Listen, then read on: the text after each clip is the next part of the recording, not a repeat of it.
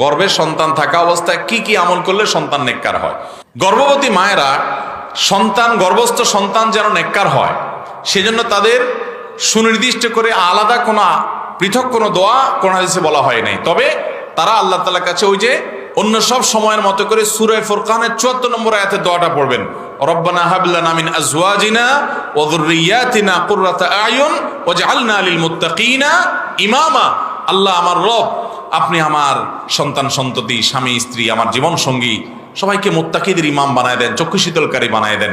এই দোয়া আপনি পড়বেন। এর পাশাপাশি কোরআন তেলাওয়াত বেশি বেশি শুনবেন। এটা হাদিসে আলাদা করে বলা হয়নি, কিন্তু অভিজ্ঞতা দ্বারা প্রমাণিত কোরআন তেলাওয়াত বেশি বেশি করলে এবং শুনলে গর্ভস্থ সন্তান নেককার হয়। গান, হারাম জিনিস শুনবেন না, হারাম জিনিস দেখবেন না।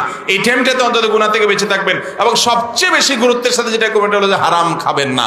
অন্য সময় তো নাই, এই টাইমে বেশি করে আরো হারাম ভক্ষণ করবেন না। তাহলে ওটা হারাম থেকে গঠিত হবে। এটা খুব ভয়াবহ একটা